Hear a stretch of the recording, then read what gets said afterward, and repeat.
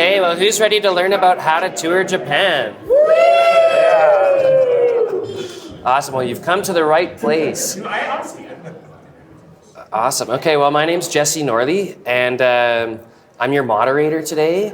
And this is Yuya Saito from Japan. Yeah, hi everyone. And Yuya has a company called Moorworks, who's been taking lots of Canadian bands over to Japan for how many years have you been doing it now? 19 years. 19 years. Yeah. Mm-hmm. And then we have Clea. What's your last name? I don't know how to say your last name. Well, my legal last name is Fushat. Sure. What's your conference last name? My conference last name is my middle name. So Clea Anaïs is the artist name that I go by. Amazing. But Clea has experience touring Japan as well. Yeah. You too, right? And me. So we're going to try and talk about how Moorworks kind of facilitates some of these tours and what the experiences are like of being an artist touring, and just like what you can expect and what you can prepare for, and just how it works, and some fun stories probably, and just demystify it all a little bit. So thanks for coming to learn some information. Yeah, thank you. Yeah. Guys. Yeah. Yuya, do you want to tell us a little bit about Moorworks? So you've been doing this 20 years, maybe some of the bands that you've brought over before in the past? Yeah. So we are originally a music label to release the North American music, licensing and releasing in Japan. And then some of them want to set up the tour in Japan. So that's and then CD or physical distribution sales decreasing. So we shifted our main business to tour management several years ago. Yeah. Totally, yeah. So when people come over for their first time, often you or people that you work with are also facilitating the experience of being a tour manager, right? Yeah, that's right. Yeah. And so, and how many people do you have working with you at Moorworks now? You've got, it's not always just you over on the tours, right? Four people. Awesome. Yeah, so I think there's different tour managers in different regions or based on Yuya's availability, but it makes it a lot easier for showing up for things like sound check and trying to communicate what you need when you're in a venue you've never been and not able to speak the language. Yeah, we have significant language barriers in Japan. So yeah, they will help artists translating at the sound check. Yeah. So I've been over to Japan twice. The first time I played in two bands that were touring at the same time, and we did quite a bit of it with the tour manager as part of Moorworks.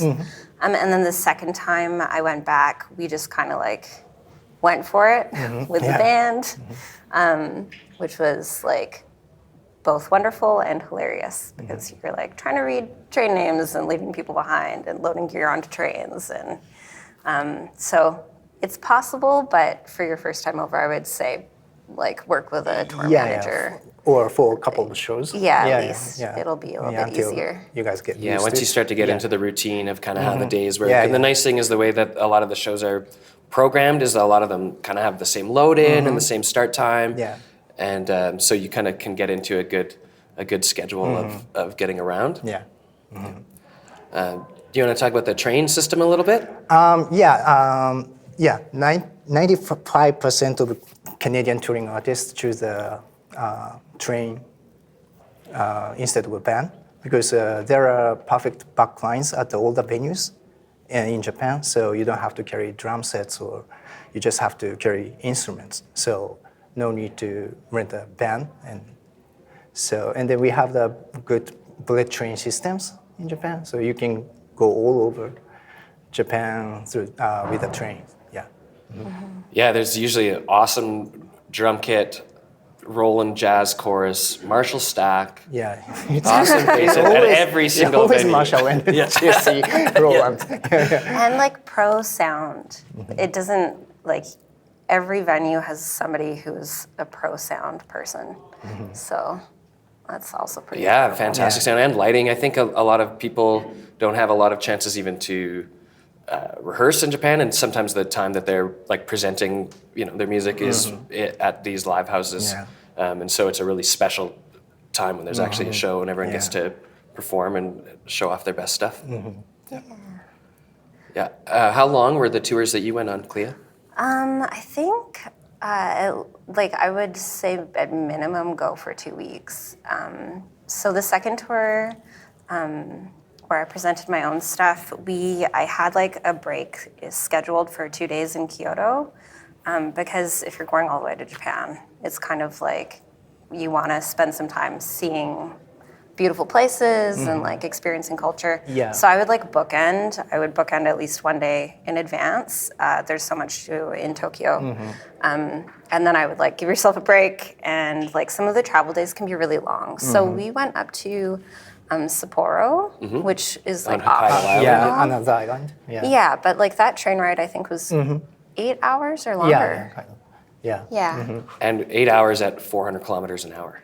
And that is if you catch the right trains. Yeah. And so, a caveat, trains come, every 30 seconds maybe? And it is very easy to get on the wrong train, and it will happen. Just be prepared for it to happen.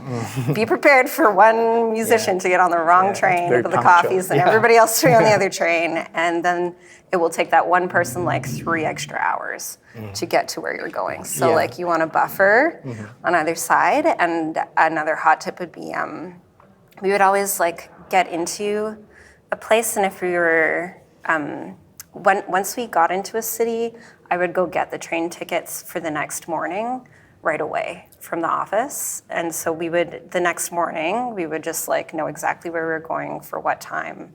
We'd have all the tickets printed, and that was definitely a lower stress way than to get in line in the morning. Yeah. And so the train pass, you can kind of buy it by the week. And I think it's in some ways subsidized for tourists, especially Canadians, relative to, I think, if you're local to Japan, it's more expensive to travel on the bullet train. So a lot of the time Yuya would hop on a plane and then meet us somewhere. Yeah. Flying Where we were- sometimes is cheaper than to take a bullet train in Japan for Japanese people. Yeah. You would want to get your musician rail pass in Canada prior, and it will. Oh, they used to get mailed. Hey, that's how old I am. Yeah. And then you They don't activate get it mailed in anymore. Japan. Yeah, so you would get you would buy your rail pass in Canada before you go, and then when you go through customs, you present that you're a tourist with your tourist rail pass. And I think it ends up being around, it might be a little higher than this, but $300 per person per week. So I think it was if we had a 2-week thing, it was maybe $700 or something like that for each member of the band. And that's going to be your transportation all over the country, which is pretty cool. And then what Clea was talking about kind of getting the tickets in advance of the day, you're for sure allowed on the train, but you're not guaranteed a good seat on the train. So just in different regions, it's going to be a little more dense based on who's traveling that day. And so you can for sure get a seat if you just go and reserve a seat the day before, and then on your big 6-hour journey, or sometimes it's only 2 hours, there's lots of zigzagging, but it's nice to know that you're okay, I can put my guitar up here, I've got this place to sit. A lot of the time I still had to do work during the day a little bit while we were traveling just to kind of make it go so it's not all vacation, and but it was possible to do that. But one bit of overhead is just keeping in mind that you're going to need to get train passes if you go, and but it's pretty cool. Yeah. Has anybody ever lost their train pass, Yuya? Yeah. Yeah, we just talked about that. Yeah, on the first day. Don't lose your train pass. It's hard because I used to get a big laminated thing, Yeah. and now you just get a little this is your little ticket for 2 weeks, but it's very easy to lose. Yeah. So you don't want to lose that. And so I think a lot of people are probably wondering how do I go? Is it kind of open to anybody? And I think trying to figure out that. So what's the process if someone is looking to go? They should email you, and kind of what can they expect a little bit? Yeah, I got this. Yeah, I will get email from artists, and then I will gather the information about the potential touring artists, like biography, audio files, and then photos. And then I'm going to send to the promoters and the local venues. And then they will pick up the local openers for you guys expecting to draw some audiences because it's challenging for, international touring artists to draw local audiences. So, yeah, they set up the local openers. Yeah, and then I'm just gonna make the shows in order so that you guys can easily travel. And then usually, so Yuya will put together a tour itinerary, and Yuya charges a fee for the booking in order to get the show secured. So that's worth keeping in mind as well. But then after so you can talk about how many days do you want to go, and then you look at the train pass, what are your flights in and out, and that's, Yuya also does you book a lot of hotels for people as well. And it's usually right by the venue or right by the train station, very reasonable rates, of what it kind of costs, but it's worth thinking about, like, how many band members do I have? Because if you're just a group of 4, then you can all stick in 2 rooms, but as soon as you're 5, then you got an extra room and you got an extra flight and an extra train pass. And so I think it's a really fun trip, and it's very rewarding, but it's worth kind of thinking there is some overhead to it as well, and so it's worth thinking, how many people am I bringing? Yeah. And then I think no matter how you like Japan, your main market is North America, right? And then so touring in Japan can be a good promotion for your local fans in Canada because they will see your posts, like playing in Japan, and then sightseeing foods or different culture, and then it will so it will make your local fans think you're a step up to the next level. And then, so I think touring in Japan can, if it's not, if you can't draw many audiences in Japan, it's still a good investment to tour in Japan. Yeah. Yeah, Totally. big time. Yeah. And it's true because it looks awesome. Telling people back home, and I think it's just in what you is saying, it's hard to draw crowds at the beginning. But one thing that makes it feel good, and like my experiences, is that the rooms are appropriately sized.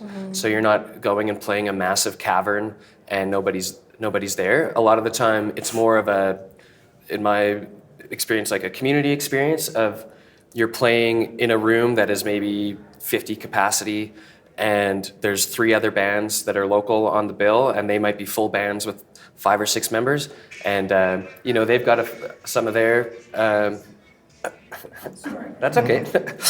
They've got some of their friends and stuff too, and then it's really about also just engaging with those people in the room, going for dinner with the people that are there, getting to make friends with those folks. And in my experience, having gone twice, the second time I came back, I was like, oh, like a lot of these same people are here, and you've been following people on Instagram, and you actually make some real friendships, and people are very collaborative. And so I think even it can be very cool in like a recording way or a collaboration way or just cultural exchange way. There's lots of ways to make it worth in that way as well. Yeah. But expectations about like, are there going to be 200 people that are like waiting in line to come see me in Tokyo? It might not be anywhere like that at the beginning. But I don't know. And what about your experience, Clea? Maybe you have more fans. No, I think you're totally on point with everything. Like the rooms are appropriately sized. Everybody's super kind. You get to like meet other bands there. It's very much about community. It's very much about like, I would say always go for dinner after the show. Like that is where the party's at. That is where all the great food is at. Try everything. It's like such an enriching experience, and we're so lucky to get to even see like what other musicians in Japan, what's their community like? What's the scene like? And regardless of like audience numbers, I will say like hard copy assets. Totally. Like, I've always broken even on tours because people will buy all of my merch.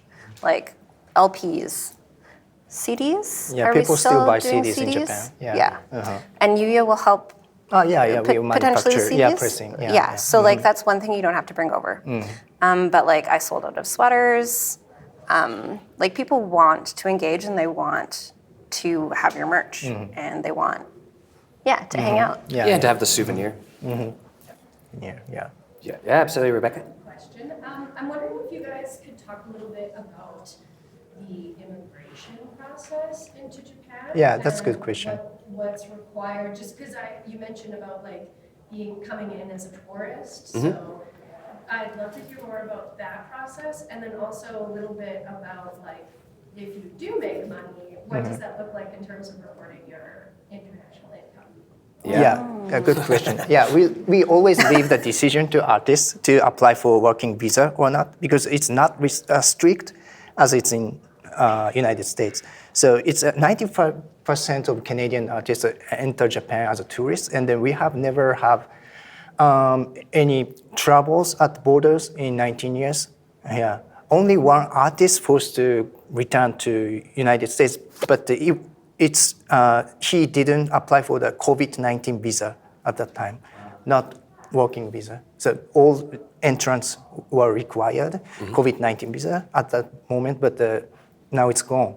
So yeah, and then my company has the ability to apply for working visa if you guys want, even if you guys worry too much, but they cost, expensive. So yeah, I recommend you guys enter Japan as a tourist and then back to the rail pass. If you apply for the working visa, you can't use the JR rail pass.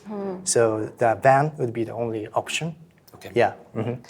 If there's an artist, Yuya, that you think would have, like you've worked with like Of Montreal or something like that. When they go, are there more ticket sales? And then how does the income, does that have to be the working visa because it's more high profile? Yeah, high profile, and then they will have the guaranteed fee money. Yeah, so if they make money from Japan industry, they have to apply for working visa. But for the other international touring artists on the first tour, it will potentially be red, So in that case, you don't have to worry about that. Yeah. Yeah, most of the times you had given us a letter and said, this is a letter that if for some reason they're not letting you in, give this to the guard. But otherwise, just say and you have a guitar on your back, and it's like, we're going to play some music. They're like, have a great time. It's easy. Yeah. And breaking even is different than making bank, right? So if you aren't leaving with a ton of income, that's different, I would say. If you can cover your expenses with grants and stuff like that. Yeah. And one thing I think in order to make it a little more of a realistic trip, I think in my experience of people asking how to do it or knowing Yuya's timeline is if you kind of can plan really far into the future, Yuya can give you a letter of this is what a tour could look like. And then you could use that to take it to, the Canada Council travel grant or something like that and see if you can secure some funding in advance. Just so that, Yuya needs to get paid for his services, but also you got to pay for the flights and stuff, and you don't want to have all these venues locked in, but then you realize you actually can't afford to go. And so I think the type of trip, it's sweet if you give it a long lead time and try and find some cash. Or if a lot of people use the Factor JSR program because there's international touring baked into that, and the money comes out when there's confirmed dates, and so that's a very easy way to work with Yuya in order to make use of that particular funding, because it's already approved in a way if you get that particular grant. So. What factors do you use to determine what bands you're going to have come over who are asking to tour? Do they have to have a certain degree of success? Or is it that they have a certain amount of finance is available that they're willing to take the risk and you're okay with that? How do you make that determination?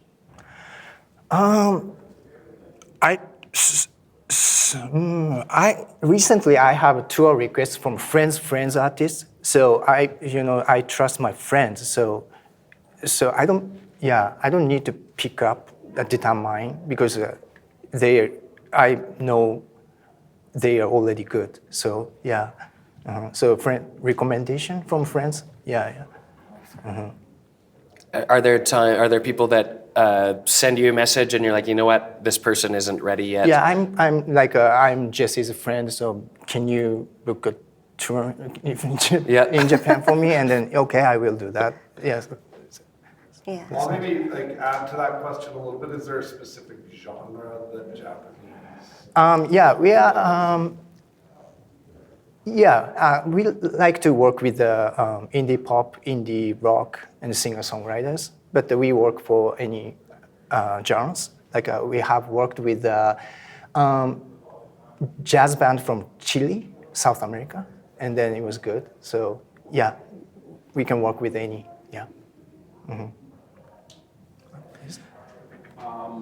As far as building somewhat of a presence and finding a way to market prior to getting into the market, should you get booked by you and your company, what are some things that artists should be doing prior to actually like touching down? Like how would they go about promoting not only just their shows but also just promoting their presence out in Japan? Do you have like any best practices in regards to that? Promoting? Yes. Yeah, that's a good question. So in Japan, about the social media, the former Twitter is the most popular way to announce the release or tour. So Instagram is less popular. It's popular, but less than Twitter, X. So I have seen some Canadian artists spending some budget for ads through the Instagram, but it didn't work well. So I think it's because of the language barriers. Yeah, so I think you guys should post in Japanese language to promote your music, even if you sing in English. Yeah, because they will skip the English news, so it should be in Japanese. Yeah. And go ahead. I was going to say as an add-on to that, because there are multiple bands playing at these venues throughout the year, like because you have multiple projects coming. There is a bit of a built-in audience. So people know about the tours. People come to see like international music. That audience like exists. We never played an empty show. There were always people, and then there were always other bands on the bills. Like Jarrett, we played that one show, and there were like a lot of bands on that bill, and there were like Neverland. Pepperland. Yeah. Pepperland. So like there's a different, like, it's a little bit like a different culture around coming to see live music, maybe a little bit more reminiscent of the 90s, I want to say. Like it's like a place where you go hang out at down the block, and like people leave their gear outside, and there are like people walking in and out, and like bar culture is a little bit different. Yeah, there very are always different, people out. Izakaya or Yeah. yeah.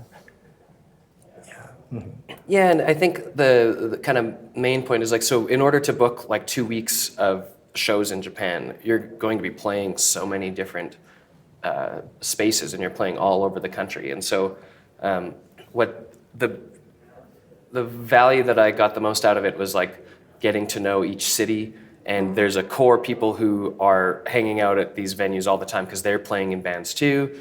And the projects are really awesome. Like everyone is very artful.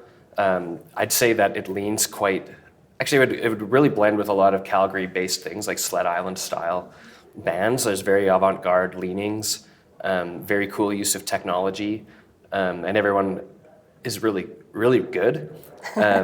So that's some of the best part of the connection is like really even just getting to know the other people there. And I know there is a possibility of obviously like you can go to Japan and there's at a higher scale, if you already like maybe were internationally popular where there's lots of tickets that are going to move, then it might be a different situation. But I think some of the stuff that is set up through Moorworks are these very community focused like you're hanging out in that room where you're like, oh, well, the 3 other bands here and a couple of friends and the English teachers who are stoked to see a Canadian band, like a few of those types of things. You're like, okay, this is a good room. We're feeling good. And like then you just kind of like have a really special experience with the people that are there. So it's nice to kind of also like get your mindset in that way too, so that you're like, are there going to be 500 people here? Are there going to be like, it was more about like really enjoying each room in the scale of its own kind of size and stuff like that. Yeah, and I would actually say it's impossible not to. I think you'd have to try pretty hard to not enjoy that experience. It's really special. Yeah, sorry. So, how often should you, because obviously the whole purpose of going out there is to build an audience, right? And so how often should you be returning back to that market? And is that something that your company is in support of, in the sense of, hey, we found this act doing really well as far as the first time they came down, when would you then say, okay, let's bring you back into the market again? How often? Yeah, how often? Maybe one year, once in a year. To build a fan base in Japan. Yeah. And then I think collaborating with the local artists would be a good idea, because they can have the fan base in Japan, and then they will spread your music with through their social channels. Yeah. And then you will meet many artists, local openers, and then you can become their friends, and then write a song with them, or feature them, or something like that. It could be a good idea. Or maybe, so many Japanese artists want to tour in Canada too. Maybe you can set up the shows for them and then exchange, Yeah, I definitely feel like the first time you're definitely just getting context of like what's going on, how do I get around, what's it like, and then like there definitely was a build on like the second time that I had gone, but a lot of it was out of like relationships had been built where I'm like, oh yeah, like we hung out with the promoter and we talked about this artist all night and we connected over this, and then they're excited, and so there's like a little more, or like even in Yamagata we got to play we had a really great time the first time we went, and then we got to play like maybe it was a 25th anniversary of the record store or something like that, and so even just in the curation, like people are like, oh, we had such a great time with that band, we're going to put them on this nice bill, of local sweeties, that it's going to be a good time. And so I think a lot of that is like just building trust, but then you know how to navigate it better the next time too. But everyone is very down to collab, and like, over the internet as well. And I think that's a really great way of like actually building, is like, it's going to be lots of like one-to-one relationships, but they're very meaningful relationships. You guys went as like headline acts for that? Like, do you also do support tours? Generally, headliner. Yeah, usually headliner. You mean Canadian artists, right? Yeah. Yeah. They will be headliner, and then they will have openers. Yeah. But at some shows, we have more well-known Japanese artists, and then set up Canadian artists as an opener. Yeah. Just for one-off shows, or would you ever do that for an entire tour? If like for example, Canadian artists have their preferred Japanese artists to play with, and then they are well known in Japan, and then we're going to ask them to play after the Canadian artist. Like so it's case by case. Yeah, and it felt fairly equal in a lot of the billings where, people are there to kind of hang for the night and kind of participate in the evening. It didn't feel hierarchical of like, okay, well, this band is clearly the last one. But it made sense of like, a band's come from North America, they've traveled a long way. A lot of the time, the local bands are looking forward to seeing what you're bringing as well, just because of how long your journey's been. Yeah, so you go ahead, because you haven't had a question yet. I know the language barrier was brought up, but performance-wise, specifically, the example would be hip-hop is primarily based on what the artist is saying. How much of a play is that? Like, how much does that come into play with? Hip hop is growing in Japan now. And then I think who is that? I think the Japanese rapper featured by American famous rapper. Who is that? It's called the song called Mamushi. And then is the Japanese. Megan. Right. So it's it's booming in Japan right now. So yeah, you have chance to grow. Would you say that's like a genre you work with very much? I have- or at these venues?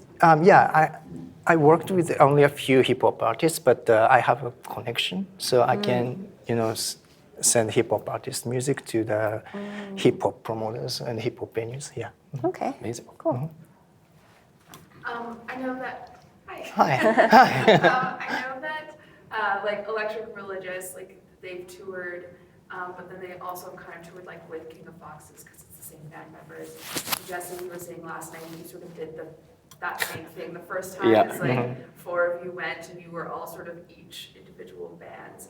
Wondering like Yuya from your perspective and then the two of you from that perspective as like musicians, was it worthwhile to kind of like partner with another band and go with the two of you and kind of share players, or you wouldn't recommend doing that?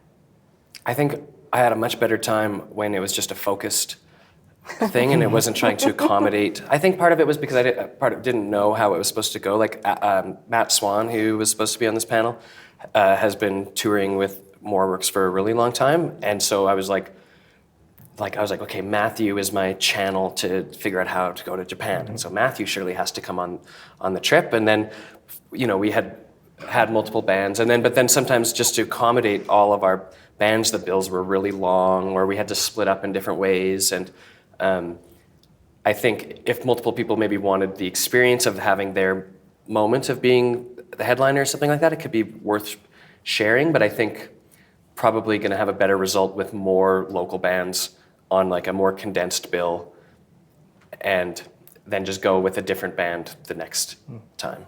In my Did you guys opinion, have 3 headliners? You guys rotated? Four Canadian 4? artists touring together. we thought it'd be really like epic. Like who could? Okay. This was a long time ago. This was maybe 2019 when I had done that one. And I then- would second Jesse's perspective. So the first time I went, it was long, man. We did like Great Escape Europe stuff, and then we went straight to Japan. We were so tired. And we brought 2 band members from that tour, and we came and we supported Matt Swan as the headliner, who promptly lost his rail pass. So on day 1. He's amazing. I love him. But so we opened, my project opened for him, but we were also his backing band. And it was fine. It was great. And it was a great introduction to Japan. And I wouldn't say it was not worth doing that way, but I would agree that you split your audience, kind of. Like it's better to be the one international act and to have more local openers. You're going to have more of a local audience, really. And that's kind of like part of why you're there. So. I have a question for you, Clea. How did you find communicating with people was? Yeah, like in my interacting. band or in Toronto? Communicating, it was fine. Yeah, I don't gesture, have, honestly, the second time we came in, Japan had just opened its borders again, like days prior. And it was interesting because people would say to me like, oh, I haven't spoken English for 2 years. And so from their perspective, I think they felt like there was a language barrier, but to be honest, like there isn't. People will try really hard. People are so gracious. I would say be attentive to social decorum, because what is different, like between an individualistic or collectivistic society is like that. Like what is the social decorum around being at a show? Pay attention to how you're treating people, because the way that they will show up for you is they will go above and beyond, and it is really non-competitive. Like, it's very much about community, it's very much about support, it's about making a special connection with somebody. Years later, like 3 years, because I went before the pandemic and after the pandemic, so a lot of time had passed. People will still come 3 years later to see you again. That's kind of the quality. So maintain relationships over social media. Like I still have friends who come like play Slot Island who, I have spent time in Japan with, and they will like take you for dinner, drive you to another city. Every city has like its own kind of like special food and like that's kind of really like it's about growing as a human being, I think too, not just like I know this is probably not industry appropriate, but like the quality of relationship is really important, and those people will share your music with their friends because of the quality of relationship. It's so much not about like stats in this instance. But I will say it's worth it because you can tour across Canada and you will sell twice as much merch in Japan. So I feel like one thing that we were more aware of on our last trip was like, although our crew was like by North American standards, like a pretty polite, not rambunctious crowd, in certain, like in a hotel lobby or something like that, it's like, oh, like we're bumbling, noisy oafs and we need to like take it down a level. Like that was something that, like even though I know that, you know, by certain standards very good, but I could just tell like, you just be very aware of your social footprint as well, because it's easy to come in and, you know, just like be a bit disruptive without even noticing that you are, and just to be a little bit more respectful. But then also I found that just in a different way about the language barrier, even just with Google Translate, there was lots of times where we had no shared language at all, and we would just pass the phone back and forth, and you know, one person would talk into the phone and ask a question, switch the button, oh cool, I say something, say it back, and it was like cool with how slow the conversation was, but it's like, we're locking eyes, we're gonna talk for half an hour and we're gonna get into it, and like but using Google Translate was awesome. And you can obviously like take a picture of like a menu or something like that and have it convert quickly, and for the most part you get by pretty fine, and all of the train instructions a lot of it is in English, and so that's not hard. Or like Google Map is like down to the minute of like, don't get on the 3:35 train, you're on the 3:33. They're different trains. It'll have a blue color on it. It'll be blue on Google Maps, and so it was surprisingly a lot easier than I thought. But I think you also have to be humble and patient in order to make the most out of like the social experience and not be stepping on any toes or taking up too much space. yeah, give yourself lots of time. Yuya does a great tour plan. The tour plan's like the documents, like he'll give you a tour plan, follow the tour plan, give yourself lots of time. I'll give you an example of like, kind of like that difference to think about. We had a guitar player, who shall not be named, leave their guitar in a train station, and like how hundreds of thousands of people walk past that guitar all day, and it stayed there for 6 hours, and he came back and nobody had touched it. And that's like a prime example, just like people are extremely respectful. Yeah, there was never any fear of crime, or the biggest crime scene I saw was a bike had touched a car. There's like 3 police being like, what happened here? Yeah, Rebecca.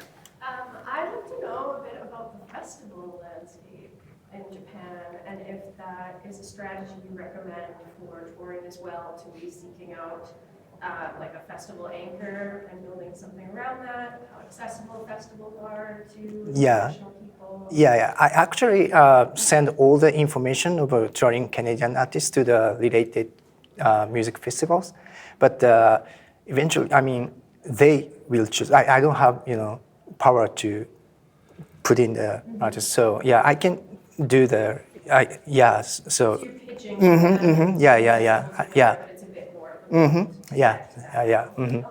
And what are some of the key festivals? Obviously, like Fuji Rock is a massive Yes, one, that's but you have to be one of the massive. big bands. But that's not impossible. No, bands, North American bands. If you were setting a goal to say, I want to go to Japan, for the next 3 years, 3 times, with my goal being, I want to build to festival X, like what would be an example of that? I mean, so tour plus music festival sometimes is impossible because music festival apply for visa for you, and then they will cover all the accommodation, and they don't want us to book a tour before or after the tour.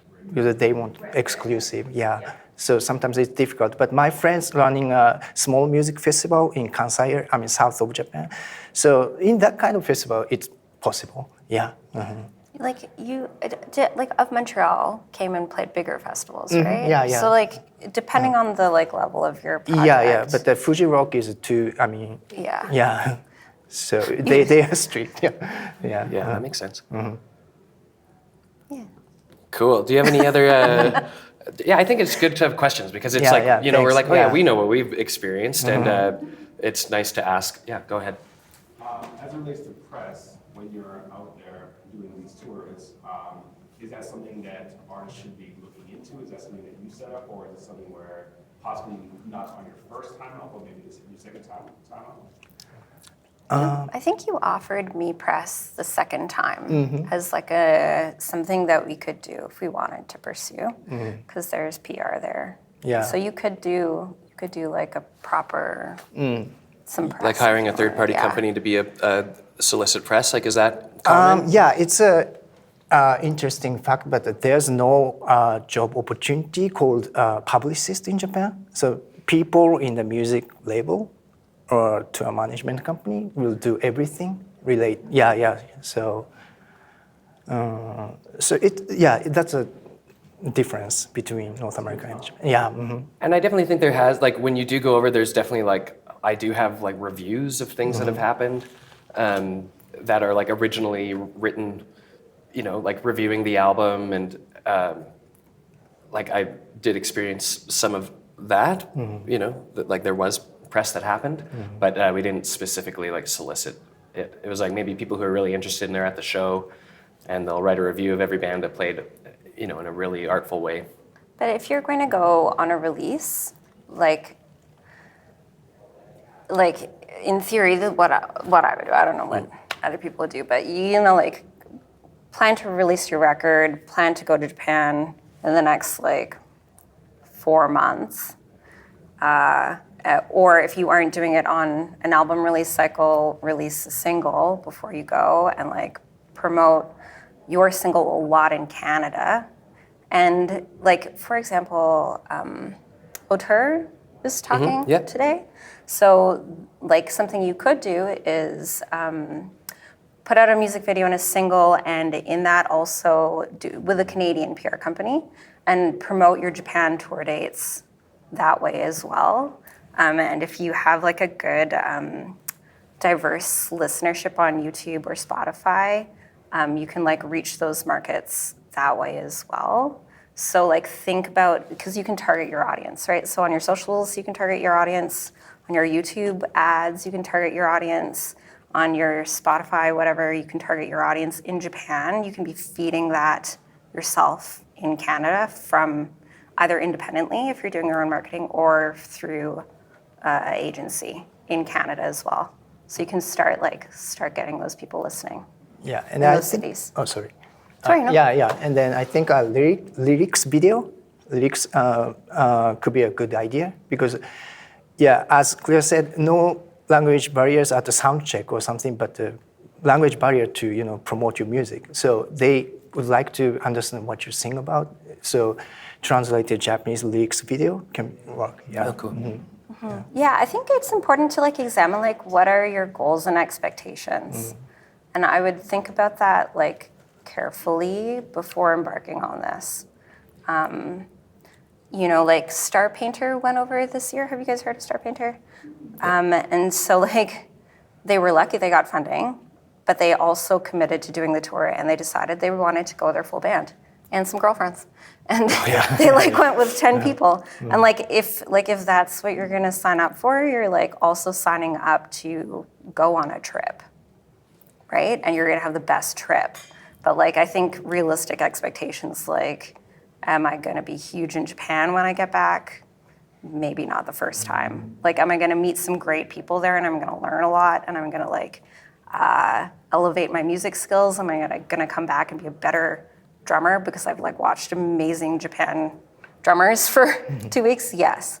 So like really think about like what you're looking for going into it. And I think this, Japan was my main entryway to like it's the first time that I had been to Asia, but a lot of people there are conferences in like South Korea that people go to, and so I think if you can find even like different anchor points that are even within the region, then it's not a big deal to go from South Korea to Japan and then do a couple dates with Yuya. And you also don't have to go for 2 weeks.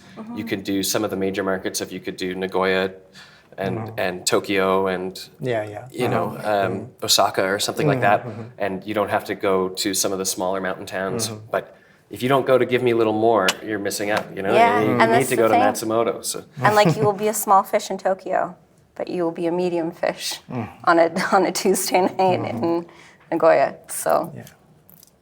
Totally. So you can kind of. I think if you were really trying to be strategic in increasing like your music industry impact, I think that there are other things in Asia that you could also kind of string together in order to make it worth it, where you're like, well, while I'm in the neighborhood, I may as well. Yeah, I can set up shows in other Asian countries like Indonesia, China, or Taiwan, Thailand. So it's more affordable to fly from Japan to other Asian countries than fly from Canada after work. So upon the request, but I can do that too. But there's a censorship in China, so China is a little bit tricky, yeah.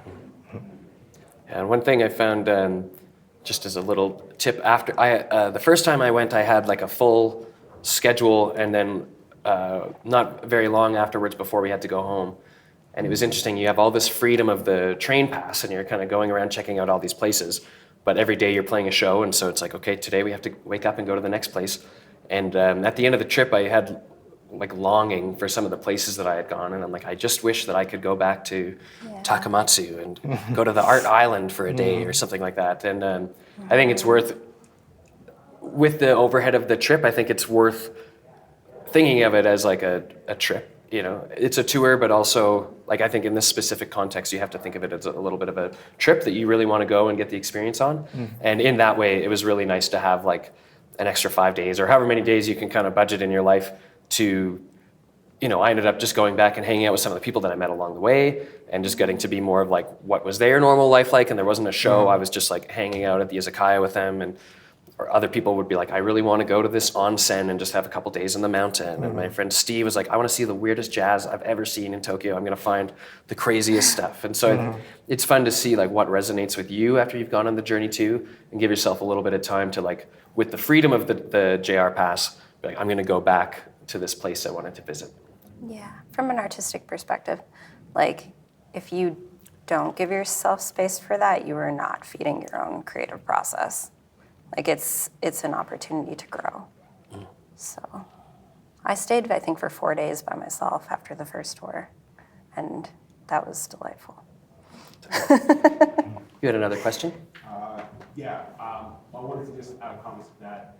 I was fortunate enough to play Zandari Fest in South Korea in 2017, and we had 2 showcases, and the rest of the time we were basically just like exploring South Korea, and it impacted us artistically in such a great way, The other question I wanted to ask, which kind of relates to that, is you guys speak about just, I guess, customs and so on and so forth. What is it like as far as getting content out there? If I wanted to shoot a music video, fly a drone, whatever the case may be, while I'm out there, to actually like do something to that effect. Are there rules or regulations for that? Because I know in Singapore, I know that they're very strict in regards to certain things. So I just wanted to know what it was like, what it's like in Japan, if I wanted to create content out there. Regulations? Yeah. You mean Japan? Do you need a license to fly Like if it was like a drone or in something like that, Japan? is that? In Canada, you need a license. Yeah. Just in the streets. That's a pretty specific question. Yeah. I didn't find any like, I think maybe if it was like, I need to shut down this city block or something like that, but it seemed like there was lots of freedom to be like, especially if you're like kind of in phone or a cool looking camera. Plus it didn't seem like you're not allowed to be here, or I feel like it was quite open of being able to use the landscape in order to create something, but. I'm sure you could use your phone to make something. I would hesitate to fly a drone without finding out if you need a license first, especially in like such densely populated areas. You don't know where the next airport is. I would like do some research. Yeah. But have you had experience of people like shooting music videos and there being barriers in that way? Yeah, Ryder Habdale Yeah. did that. We have the very interesting discount store called Don Quixote in Japan, and I can't explain it, but yeah, we shot the video with him. Yeah. And no one got mad at you? No, it was okay. You can shoot it there. But maybe in the scramble in you know, in Tokyo, maybe Shibuya Crossing. Shibuya. Then maybe that's no drone zone. That being said, though, like that's a good example of like pay attention to your surroundings, right? Because if there's like expectations about like not standing in the middle of a crosswalk when cars are coming or something like that, I would be attentive to what's happening around you.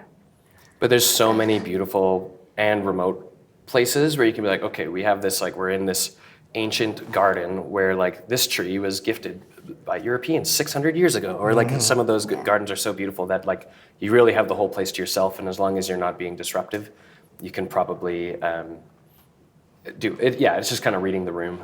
Yeah. Are there kind of if people are coming and they're going to like historical places or like temples or like anything like that, is there anything people need to pay attention? Yeah, if there's a regulation, it's written on the board, so you have to follow the rule. But I don't think, it's simple, easy. Yeah.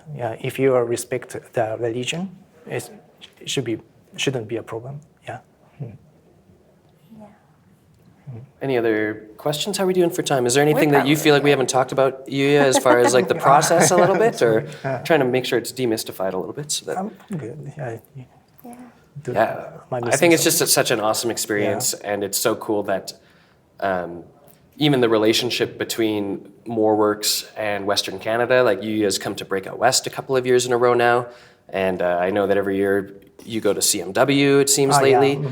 And so it's just really cool even to know that like as Canadians that we have a relationship with Yuya, and that's been like one of our, it's seemingly for a lot of Canadians the main connection and pathway. And I'm sure there's other promoters that exist in Japan and other ways to kind of build careers and stuff too, but specifically the pathway that Yuya provides is really cool and a really unique experience.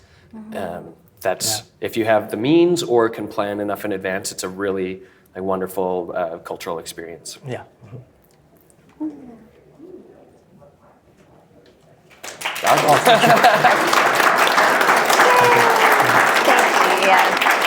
And all of us are very open people. If you want to, if you after the fact you have questions, or like for example, like I have times where I've budgeted out with different variables, some things I can share my spreadsheets where you're like, if I went with this many days and this many people, kind of help budget it out for yourself. I'm happy to share some of those resources. Yuya is very easy to talk to, same with Clea, and I think we're all open as well. If there's things after that you've kind of forgotten about or you want to explore it at a different time, let us know and we can help facilitate that for you. Awesome. Thank you. Thank you so much.